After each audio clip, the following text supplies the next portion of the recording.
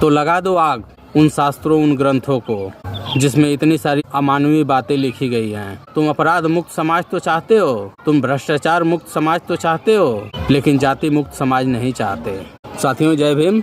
अक्सर ये सवाल पूछा जाता है कि सिर्फ हिंदू धर्म के ऊपर ही क्यों बोलते हो, दूसरों धर्मों के ऊपर बोल कर दिखाओ, सर तन से अलग कर दिया जाएगा, वगैरह वगैरह और भी बहुत कुछ बोला जाता है। तो उनको मैं बताना चाहता हूँ कि मैं हिंदू में ही पैदा हुआ हूँ और मेरे बाप दादा आजा भी तथाकथित हिंदू ही थे।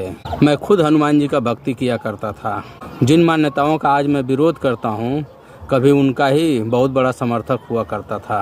लेकिन जैसे जैसे समय बीतता गया, मैच्योरिटी बढ़ती गई, तर्क वितर्क करने की क्षमता बढ़ती गई, मैं अंधविश्वास पाखंड से अपने आप दूर हो गया।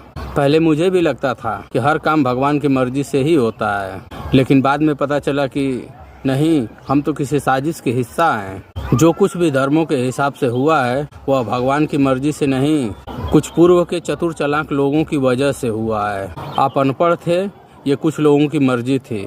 आप गरीब थे, बेबस थे, लाचार थे, ये कुछ लोगों की मर्जी थी। फिर अंग्रेज आए, उनसे देश आज़ाद हुआ, संविधान लागू हुआ, समय बदली, परिस्थितियां बदले, हालात बदले और हमें खुली हवा में सांस लेने का मौका मिला।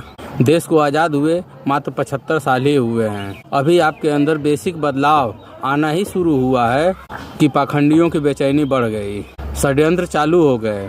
अब देखिए ना, शिक्षा को महंगा करके बहुसंख्यक समाज को शिक्षा से दूर किया जा रहा है। हर तरफ प्राइवेट स्कूलों का बोलबाला है और बहुसंख्यक समाज के पास उतना पैसा नहीं है कि प्राइवेट स्कूलों में अपने बच्चों को पढ़ा सके। बहुसंख्यक समाज से रोजगार खत्म करने के लिए सब कुछ प्राइवेट किया जा रहा है। और हाँ, प्राइवेट कंपनियों में काम करने के लिए कौशल विकास केंद्रों के माध्यम से टेम्परेरी मजदूर जरूर तैयार किए जा रहे हैं। चिकित्सा महंगी की जा रही है ताकि बहुसंख्यक समाज के लोगों का कमाई का मैक्सिमम पैसा शिक्षा, चिकित्सा और न्याय पर खर्च हो जाए। न्याय तो आप भूल ही जाइए, इसे गरीबों से काफ़ी दूर कर दिया गया है। कहना बहुत कुछ है, क्या क्या कहें, कह दो तो बुराई चालू। खैर छोड़ो, हम बात करते हैं तुम्हारे सवाल पर कि हम दूसरे धर्मों पर क्यों नहीं बोलते। तो सुनो, हम जिस घर में रहते हैं अगर उसमें गंदगी है तो पहले हम अपना घर साफ करेंगे, ना कि पड़ोसी का घर साफ करने लगेंगे। और दूसरी बात, हम दूसरों की बुराई क्यों करें?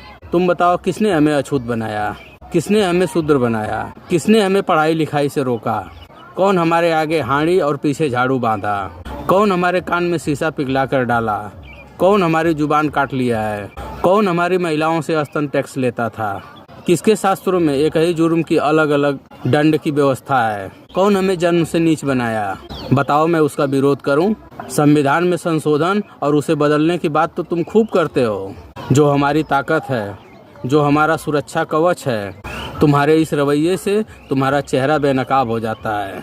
तुम्हारी असलियत का पता चल जाता है कि वास्तव में तुम क्या चाहते हो। अगर तुम्हारे अंदर थोड़ी भी इंसानियत बाकी है तो लगा दो आग उन शास्त्रों, उन ग्रंथों को जिसमें इतनी सारी अमानवीय बातें लिखी गई हैं। मुझे पता है तुम ये नहीं करोगे। तुम अपराध मुक्त समाज तो चाहते हो, तुम भ्रष्टाचार मुक्त समाज तो चाहते हो, तुम दहेज मुक्त समाज तो चाहते हो, लेकिन जाति मुक्त समाज नहीं चाहते। तुम चाहते हो कि जातिवाद, छुआछूत, भेदभाव, ऊंच नीच बना रहे और तुम्हारी श्रेष्ठता, तुम्हारी दुकान, तुम्हारी सत्ता बनी रहे। लोग अनपढ़ रहें, गरीब रहें, बेबस रहें, लाचार रहें और तुम्हारे सामने हमेशा हाथ फैलाते रहें। तुम चाहते हो कि वे सिर्फ जिंदा रहें, जिए नहीं। हम न तुम्हारे भगवान का विरोध करते हैं और न ही तुम्हारे धर्म का।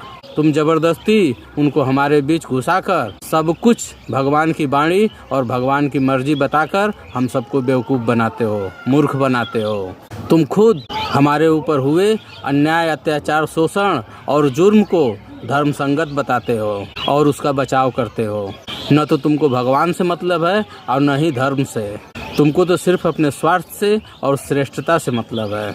नहीं तो बताओ, कौन सा ऐसा धर्म है जो अपने ही धर्म को लोगों को नीच कहता है, अछूत कहता है, शूद्र कहता है और उनके ऊपर तरह तरह के जुल्म, जाति और अत्याचार करता है। और भगवान को तो तुम छोड़ ही दो। तुमने भगवान के नाम पे इतना भ्रम और झूठ फैला दिया है कि अब तो भगवान पर से ही विश्वास उठ गया है। खैर, हम जो भी करते हैं संविधान और कानून के दायरे में ही करते हैं। हमें धमकी देने का कोई मतलब नहीं है। बाकी तुम्हारी मर्जी। धन्यवाद।